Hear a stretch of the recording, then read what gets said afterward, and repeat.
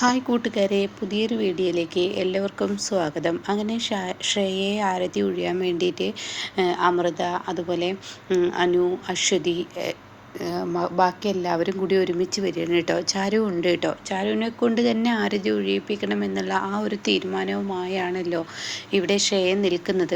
ഇതേസമയം ശ്രേയയുടെ അമ്മ പറയുന്നുണ്ട്, വിവാഹമൊക്കെ നല്ല ഭംഗിയായി നടന്നു, ഇനിയുള്ള ചടങ്ങുകൾ മോളെ അതിൻ്റേതായ വഴിക്ക് നടന്നോട്ടെ എന്നൊക്കെ ഇങ്ങനെ പറയുന്നുണ്ട് കേട്ടോ. പക്ഷെ പകയാണ് ശ്രേയയ്ക്ക്. അങ്ങനെ ആരതിയുമായി വരുന്നത് കാണുമ്പോൾ ശ്രേയയ്ക്ക് ഒത്തിരി സന്തോഷമാവുകയാണ് കേട്ടോ. കൂടെ ആകാശമുണ്ട് കേട്ടോ. എന്നാൽ ബാലമാമ തിരിഞ്ഞു നോക്കില്ല. ബാലമാമ എല്ലാ പ്രവൃത്തിക്കും കൂട്ടു നിൽക്കുന്ന ഈ ഒരു ശ്രേയയുടെ ചാരുവിൻ്റെ സ്വഭാവം ഒട്ടും തന്നെ ബാലമാമക്ക് ഇഷ്ടപ്പെടുന്നില്ല കേട്ടോ. അങ്ങനെ ഈ സമയം ചാരു ശ്രേയയുടെ മുന്നിൽ ആരതിയുമായി വന്നിരിക്കുകയാണ്. അപ്പോൾ ഇതേ സമയം ദേഷ്യം പിടിക്കുകയാണ് അനുവിന്. അപ്പോൾ അനു ചോദിക്കുകയാണ്, അല്ല ശ്രേയ, ഇപ്പോൾ നിനക്കെന്താ എൻ്റെ ചേച്ചി തന്നെ ആരതി ഒഴിഞ്ഞ് നിന്നെ കയറ്റണം എന്നുള്ള ആ ഒരു വാശി, അതെന്തിനാ? അങ്ങനെ ഒരു വാശി നിന്നിൽ ഉണ്ടായിരുന്നില്ലല്ലോ. കാരണം നീ കതിർമണ്ഡപത്തിൽ വെച്ച് എൻ്റെ ചേച്ചി ആരതി ഒഴിഞ്ഞു കഴിഞ്ഞാൽ രാശി നഷ്ടപ്പെടും എന്നൊക്കെ പറഞ്ഞ് നീ പല വാക്കുകളും പറഞ്ഞ് വേദനിപ്പിച്ചതാണ്. ഇപ്പോൾ ചാരു ചേച്ചി ഇങ്ങനെ ആരതി ഒഴിയണം എന്നുള്ളത് എന്താ നിനക്ക് ഇത്ര വാശിയെന്ന് ചോദിക്കണം കേട്ടോ. അതേസമയം എന്തുത്തരം പറയണമെന്ന് അറിയാതെ ചാരു ഒന്ന് പതറി നിൽക്കുകയാണ് കേട്ടോ. അപ്പോഴേക്കും ഹേമ പറയണേ, എടി നീ ഒന്നും മിണ്ടാതിരിക്കുക, എൻ്റെ പൊന്നു എന്തെങ്കിലും ഒരു തീരുമാനം പറയുന്നുണ്ടെങ്കിൽ അത് അതിൻ്റേതായ ഒരു തീരുമാനം ആവോ, അതിന് നീ ഇങ്ങനെ നിഷേധിക്കാൻ നീ ആരെന്നും ചോദിക്കുന്നുണ്ട് കേട്ടോ. ആ സമയം ആകാശ് പറയണേ, അവൾ ചോദിച്ചതിൽ എന്താ തെറ്റ്? ഒരു തെറ്റുമില്ലല്ലോ. ഇവളെ ആരതി ഒഴിയാൻ വേണ്ടി കതിർമണ്ഡപത്തിൽ ചാരു ചെന്നപ്പോൾ എന്തൊക്കെയാണ് ഈ ശ്രേയ കാട്ടിക്കൂട്ടിയത്? ഇപ്പോഴെന്താ ഇവള് തന്നെ, എൻ്റെ ഭാര്യ ചാരു തന്നെ ആരതി എടുക്കണമെന്നുള്ള ഇവൾക്ക് നിർബന്ധം, അതെന്താന്ന് ചോദിക്കുകയാണ് കേട്ടോ. ഈശ്വര, എല്ലാവരുടെയും അടുത്ത് നിന്നും ഈ ചോദ്യം ഉന്നയിക്കുമ്പോൾ ശ്രേയക്ക് അവിടെ മറുപടി പറയേണ്ട അവസ്ഥ എത്തുകയാണ് കേട്ടോ. എന്നാൽ അമൃതയും ഇതേ ചോദ്യം തന്നെ. അത് അനു ചോദിച്ചതിൽ യാതൊരു തെറ്റുമില്ല, അത് ശരി തന്നെയാണ്, എന്തുകൊണ്ട് ഇങ്ങനെ ചെയ്തിരിക്കുന്നു എന്ന് ചോദിക്കുകയാണ് കേട്ടോ. അപ്പോൾ ഈ സമയം ശ്രേയ പറയണേ, ഞാൻ ഈ നിൽക്കുന്ന ചാരുവിനോട് ആരതി എടുക്കാൻ പറഞ്ഞത് പ്രത്യേകിച്ചൊന്നും ഉണ്ടായിട്ടില്ല, നല്ല മനസ്സോടു കൂടി തന്നെയാണ്. കാരണം എന്തെന്നറിയോ, ഈ വീട്ടിലെ മരുമകൾ ഇവളാണ്, ഈ വീട്ടിൽ മരുമകളായി വാഴുന്നതും ഇപ്പോൾ ഇവളാണ്. അപ്പോൾ അങ്ങനെ ഒരുവളായിരിക്കണം എന്നെ ആരതി എടുത്ത് ഒഴിയേണ്ടത്. ഞാൻ ഈ വീട്ടിലെ മരുമകളായിട്ട് കയറാൻ വന്നവളാണല്ലോ. അപ്പോൾ അതുകൊണ്ട് തന്നെ ആരതി എടുക്കുന്നത് മരുമകളായി നിൽക്കുന്ന ഇവളാണ് വേണ്ടത് എന്നൊക്കെ ഇങ്ങനെ പറയാൻ കേട്ടോ. ഈ സംസാരങ്ങളൊക്കെ കേൾക്കുമ്പോൾ അനു പറയാ, എന്തോ നിങ്ങൾ പറയുമ്പോൾ അത് ചെയ്യണം ഇത് ചെയ്യണം. അപ്പോഴേക്കും ഹേമ പറയണം, ഒന്നും മിണ്ടാതിരിക്കട്ടെ, എൻ്റെ പൊന്നൂനെ ആരതി ഒഴിഞ്ഞോട്ടെ, വെറുതെ ഇവിടെ പ്രശ്നമുണ്ടാക്കട്ടെ. അത് കേട്ട ഉടനെ അരവിന്ദനും പറയണം കേട്ടോ, ഒന്നും മിണ്ടാതിരിക്കട്ടെ, പ്രശ്നമുണ്ടാക്കാതെ എന്ന് പറയുമ്പോൾ ആരതി ഇനിയിപ്പോൾ ഞാൻ തന്നെ ഒഴിഞ്ഞോളാം എന്ന് ചാരു പറയണം. ഇതിൻ്റെ പേരിലൊരു പ്രശ്നം വേണ്ട, അതുകൊണ്ട് ഈ സംസാരം അനു ഇവിടെ വെച്ച് നിർത്തുമെന്ന് പറഞ്ഞിട്ട് ചാരു എന്ത് ചെയ്യുന്നു, ആ ആരതി ശ്രേയ ഇങ്ങനെ ഊതാണ് കേട്ടോ. ശ്രേയ ഇങ്ങനെ ആരതി ഇങ്ങനെ ഒഴിയാണ് കേട്ടോ. അപ്പോൾ ഈ ആരതി ഒഴിയുന്നതിനിടയ്ക്ക് ശ്രേയ എന്ത് ചെയ്യുന്നു, തൻ്റെ മൂക്കിൻ്റെ ഭാഗത്തോട്ട് കൈ ഇങ്ങനെ കൊണ്ടുപോവാണ്. എന്നിട്ട് മൂക്കുത്തി നേരാക്കുന്നത് പോലെ ഇങ്ങനെ ആക്കിയതിന് ശേഷം പതിയെ ഒരു വിരലിങ്ങനെ വെച്ചിട്ട് പതിയെ പൂച്ചിട്ട് ഇങ്ങനെ ഊതാണ് കേട്ടോ. എന്നാൽ ഇത് ആരുടെയും കണ്ണിൽ പെടുന്നില്ല. എന്നാൽ ഇത് ചാരുവിൻ്റെ കണ്ണിൽ പെടുകയാണ്. അങ്ങനെ ശ്രേയ 2 പ്രാവശ്യം ഈ ആരതി ഒഴിയുമ്പോൾ ഇങ്ങനെ ഊതുന്നത് കൊണ്ട് തന്നെ ആരതി തട്ടിലെ ആ വിളക്കങ്ങ് കെടുകയാണ് കേട്ടോ. ഇതോടുകൂടി അയ്യോ ഈശ്വര, എന്താ ഇപ്പോൾ ഇവിടെ സംഭവിച്ചത്, വിളക്ക് കെട്ടല്ലോ എന്നിങ്ങനെ പറയുന്നുണ്ട് കേട്ടോ. ആ സമയം ഹേമ പെട്ടെന്ന് ചാരുവിൻ്റെ നേർക്കങ്ങ് എടുക്കുകയാണ്. എടി, ചെയ്യുമ്പോൾ ആത്മാർത്ഥമായി ചെയ്യണം, എൻ്റെ പൊന്നു എന്തെങ്കിലും പറഞ്ഞെന്ന് കരുതിയിട്ട് നീ അത് ചെയ്യുന്നതിന് ആത്മാർത്ഥം ഇല്ലാതെ ചെയ്താൽ ഇങ്ങനെയൊക്കെ തന്നെ വരിക, നീ എന്തിനാണ് ഇങ്ങനെ ചെയ്യുന്നത് എന്നൊക്കെ പറഞ്ഞ് ചൂടാവുകയാണ് കേട്ടോ. അപ്പോൾ ഈ സമയം ആകാശ് പറയണത്, ദേ നിങ്ങൾ വായത്തോന്ന് ഇത് വിളിച്ച് പറഞ്ഞാൽ കേട്ട് നിൽക്കില്ല, ചാരു ആരതി എടുക്കണം എന്നുള്ള ഇവളുടെ ഭാഷയായിരുന്നു. ആരതി എടുക്കുമ്പോൾ ഇവൾ രാശിയില്ലാത്തത് കൊണ്ടാണ് ഇവൾക്ക് ഈ പറയുന്ന ആരതി എടുക്കുന്ന സമയത്ത് ആരതി തട്ടിലെ വിളക്കണഞ്ഞത്, അല്ലാതെ എൻ്റെ ചാരുവിൻ്റെ കുറ്റമല്ല എന്നൊക്കെ പറയുന്നു കേട്ടോ.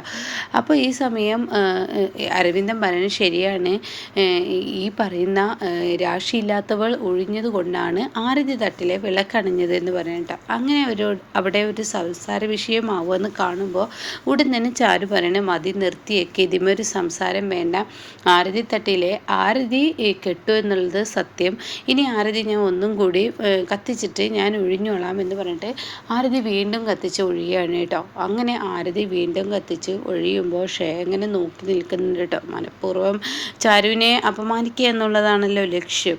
അങ്ങനെ ആരതി ഒഴിഞ്ഞ് കയറി വരാൻ വേണ്ടി പറയാണ്, നിലവിളക്ക് കൊടുക്കണം. അപ്പോൾ അശ്വതിയോട് പറയണം, അശ്വതി നീ പോയിട്ട് അരി എടുത്തു പോവാ, ഈ ഉമ്മറപ്പടിയിൽ അരി വെക്കുക, അരി തട്ടി വേണം കയറാൻ എന്ന് പറയുന്നുണ്ട് കേട്ടോ. അങ്ങനെ അരി തട്ടാനുള്ള അരിയുമായി അശ്വതി വരികയാണ്. അങ്ങനെ അതും അവിടെ വെക്കുകയാണ് കേട്ടോ. അങ്ങനെ അതും തട്ടുകയാണ്. പിന്നീട് അകത്തോട്ട് കയറി വരുമ്പോൾ ബാലമാമയാണെങ്കിലോ ആ ബുക്ക് ഇങ്ങനെ വായിക്കായിരിക്കും. അതിൽ നിന്നും തിരിച്ചു ഒരു മറുനോട്ടമില്ലാതെ ബാലമാമ ഇങ്ങനെ ദേഷ്യത്തോടു കൂടി ഇരിക്കുകയാണ് കേട്ടോ. അപ്പോഴേക്കും ഈ പറയുന്ന ഷേയൊക്കെ തൻ്റെ നാടകം തുടരണമല്ലോ. അങ്ങനെ ഷേയ വേഗം വന്നിട്ട് ബാലമാമയുടെ കാൽക്കൽ അങ്ങ് വീഴുമ്പോൾ ബാലമാമ പറയും, ഹേയ് നീ എന്തടി കാണിക്കുന്നേ, എൻ്റെ കാൽക്കൽ നീ എന്തിനാ വീഴുന്നത്? അപ്പോഴേക്കും അമ്മ പറയണ അനുഗ്രഹം വാങ്ങിയതാണെന്ന്. അത് കേൾക്കുന്ന ബാലമാമ, നിന്നെപ്പോലെ ഒരുത്തി അനുഗ്രഹം വാങ്ങുന്നു, എൻ്റെ കാലിൽ നീ വീഴരുത്. അനുഗ്രഹം എന്ന് പറയുന്നത് അത് മനസ്സുകൊണ്ട് തരേണ്ട സാധനമാണ്. നീ അങ്ങ് കാലിക്കൽ വീഴുമ്പോഴേക്കും ഞാനങ്ങ് അനുഗ്രഹം തരാൻ നിൽക്കുക, എന്നെക്കൊണ്ട് പറ്റത്തില്ല എന്ന് പറയട്ടോ. അപ്പോൾ ഹേമ പറയണേ, അതെ നമ്മുടെ മകൻ്റെ ഭാര്യയാണ് നിങ്ങൾ കൊടുക്കെന്ന് പറയുന്നത്. നമ്മുടെ മകൻ്റെ ഭാര്യ എന്ന് പറയുന്ന ഇവള് കാരണം ഞാൻ ചെറുപക്ഷെ ഇന്നിപ്പോൾ ഈ മുറ്റത്ത് പന്തൽ വീണിരുന്നു. കാരണം എന്താണെന്നറിയോ, ഇവളൊരു ദിവസം രാത്രി മുഴുവൻ കൊണ്ടുപോയിട്ടാണ് എന്നെ കെട്ടിയിട്ട് എന്നെ ആക്രമിച്ചത്. അപ്പോൾ ഇതേ സമയം ഷേയ അവിടെ ഒന്ന് പതറുകയാണ് കേട്ടോ. അപ്പോൾ ഈ സമയം ബാലമാമ പറയണ, ഒരു ദിവസം ഫുള്ള് കൊണ്ടുപോയിട്ടാണ് ഇവളെന്നെ കെട്ടിയിട്ടത്.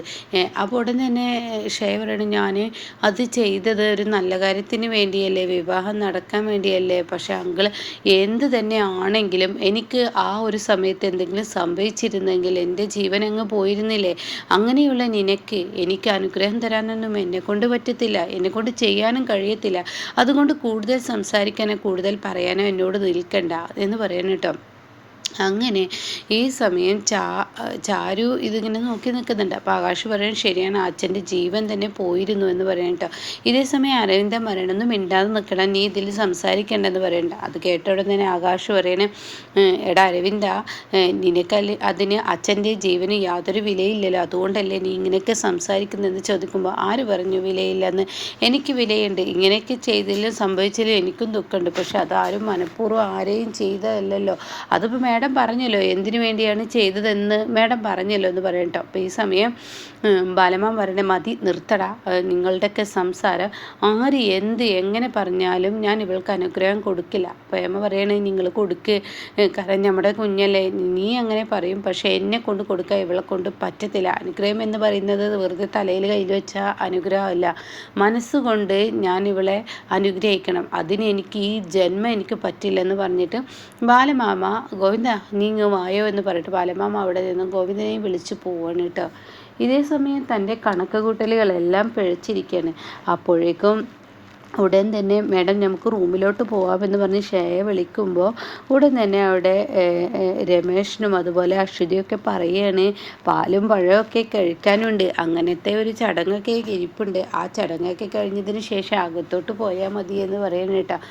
അപ്പോൾ ഈ സമയമാണെങ്കിലോ ഇപ്പുറത്ത് ഇങ്ങനെ നിൽക്കുന്ന സമയത്ത് അരവിന്ദ് ഇങ്ങനെ നിൽക്കുന്നുണ്ടാവും കേട്ടോ. അപ്പോൾ എന്താടാ മോനെ നീ ആലോചിക്കുന്നതെന്ന് ഇങ്ങനെ ആലോചിക്കുന്നതെന്ന് ചോദിക്കുക. അതിനിടയ്ക്ക് ആദ്യം പൂജാമുറിയിൽ പോയി നിങ്ങൾ രണ്ടാളും പോയിട്ട് ദേവിയുടെ മുന്നിൽ അനുഗ്രഹം വാങ്ങി വായോ, അവിടുത്തെ വിളക്ക് കത്തിച്ച് അനുഗ്രഹം വാങ്ങി വായോ എന്ന് പറഞ്ഞിട്ട് ഷേയ പറഞ്ഞു വിട്ടിട്ടുണ്ട് കേട്ടോ. അപ്പോഴാണ് അരവിന്ദ് ഇങ്ങനെ ആലോചിക്കുന്നത്. അരവിന്ദ് ആലോചിക്കുമ്പോൾ ഉടൻ തന്നെ ഹേമ വന്ന് ചോദിക്കുക എന്താണെന്ന്. അപ്പോൾ ഉടൻ തന്നെ മേഡത്തിൻ്റെ വാശി നടത്തി. മേഡത്തിന് ഈ കല്യാണം നടക്കുക എന്നുള്ള വാശിയായിരുന്നു, അത് നടത്തി. ഇനി എൻ്റെ ജീവിതം ഇനി നല്ലൊരു ജീവിതമാവില്ല. അതെന്താടാ മോനെ നീ പറഞ്ഞത്? അതെ അമ്മേ, അവർക്ക് കല്യാണം നടക്കുക എന്നുള്ള വാശിയാണ്, പക്ഷെ ഒരു ദാമ്പത്യം എനിക്കുണ്ടാവുമെന്ന് എനിക്ക് തോന്നുന്നില്ല എന്ന് പറയണം കേട്ടോ. ഇത് കേൾക്കുന്ന ഹേമയുടെ കിളി പോവുകയാണ്. അപ്പോൾ ഇങ്ങനെയൊക്കെയുള്ള ഒരു സീനാണ് ഇനി വരാനിരിക്കുന്നത് കേട്ടോ.